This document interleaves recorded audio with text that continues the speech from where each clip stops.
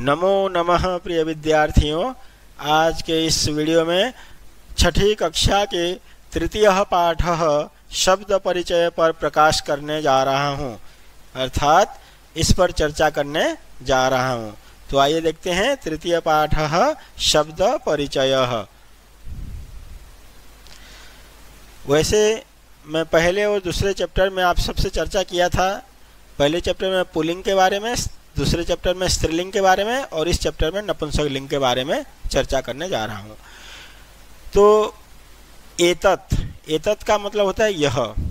इसमें मूल शब्द एतत् है। पुल्लिंग में इसका रूप चला था एषः एतो एते। स्त्रीलिंग में दूसरे चैप्टर में पढ़े थे एषा एते एतः।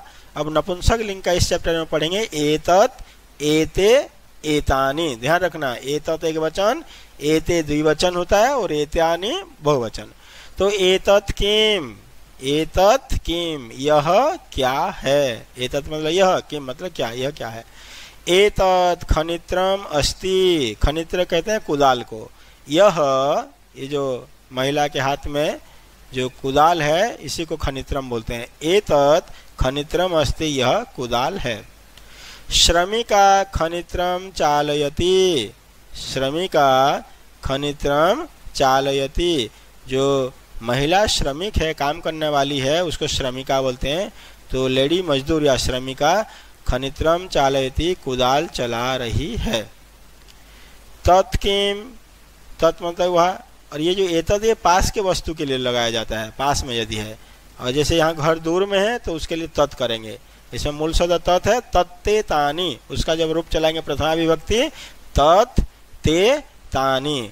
तो तत् किम, वह क्या है, वह क्या है। तत् विश्राम गृहम अस्ति। तत् वह विश्राम घर है, अर्थात विश्रामालय है, जहाँ पे रेस्ट किया जाता है उसको कहते हैं विश्रामालय। तो तत् वह विश्रामालय है या विश्राम गृह है। किम अत्र भित्तिकम अस्ति। किम अत्र, क्या यहाँ पर।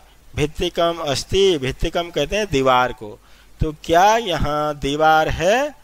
न अत्र भित्तिकम न अस्ति। अत्र यहाँ भित्तिकम दीवार न अस्ति नहीं है।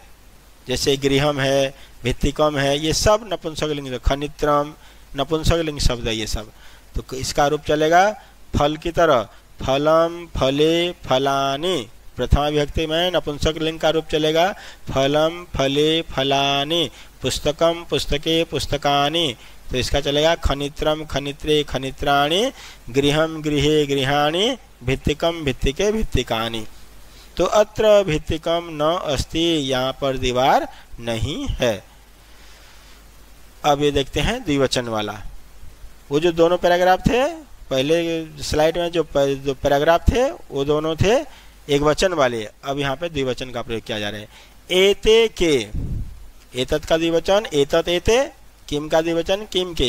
एते के, ये दोनों कौन है या ये दोनों क्या है। ये दो क्या है, ये दो क्या है, इसको ऐसे भी बोल सकते हैं। एते अंगुलीयके स्तः। ये जो स्वर्णकार है, जो सुनार है, इसके हाथ में, इसके पास में दो अंगूठी है। तो वही कह रहे एते अंगुलीयके स्तः, ये दोनों या ये दो अंगूठियां हैं। स्तः, अस्ति के लिए एक वचन होता है। अस्ति मतलब है, स्त मतलब द्विवचन, दो हैं। सुवर्णकार अंगुलीयके रचयति। सुवर्णकार सुनार दो अंगूठियां बना रहा है। सुवर्णकार अंगुलीयके रचयति। रचयति मतलब बना रहा है। सुनार दो अंगूठियां बना रहा है। अब यहाँ पे देखते हैं ते के, दूर में है, बस दो बस है, ये दूर में है। ते के, वे दो क्या हैं। ते वसयाने स्तः, वे दोनों या वे दो बसयाने। वसयाने मतलब बसें, स्त मतलब हैं, वे दो बसें हैं। वसयान शब्द नपुंसकलिंग है तो रूप चलेगा वसयानम वसयाने वसयानानि। फल की तरह, फलम फले फलने, पुस्तकम पुस्तके पुस्तकानि। ते वसयाने कुत्र गच्छतः। ते वसयाने, वे दोनों बसें कुत्र कहाँ, गच्छतः जा रही हैं। कुत्र का मीनिंग होता है कहाँ, तो वे दोनों बसें कहाँ जा रही हैं, ते रेल स्थानकम गच्छतः, ते वे दोनों बस रेल स्थानकम गच्छतः रेलवे स्टेशन जा रही हैं, या वे दोनों बसें भी हो सकता है यहाँ पे, वे दोनों बसें रेलवे स्टेशन या रेल स्थानक का मतलब स्टेशन, रेल स्थानक का मतलब रेलवे स्टेशन जा रही हैं। अब देखते हैं बच्चों बहुवचन वाले शब्द को। एतत एते एतानी ये बहुवचन है, किम के कानी ये भी बहुवचन है। एतानी कानी ये सब क्या हैं, ये जो है चित्र में देख रहे हैं आप सब, एतानी कानी ये सब क्या है। एतानी करवस्त्राणि संति, एतानी ये सब करवस्त्राणि, अब कर मतलब होता है हाथ, हाथ पोंछने का जो वस्त्र होता है उसे करवस्त्र बोलते हैं, रुमाल। तो एतानी करवस्त्राणि संति ये सब रुमाल हैं। तो अस्ति मतलब एक वचन के लिए, स्त पिछले द्विवचन में पढ़े थे स्तः, अब यहाँ पे संति बहुवचन में। तो एतानी किम एतानी पुराणानि क्या ये सब, एतत एते एतानी, तो किम एतानी क्या ये सब पुराणानि पुराने हैं, क्या ये सब पुराने हैं, न नहीं, एतानी तो नूतनानि नहीं, ये सब तू का मतलब तो, ये सब तो नूतनानि नए हैं।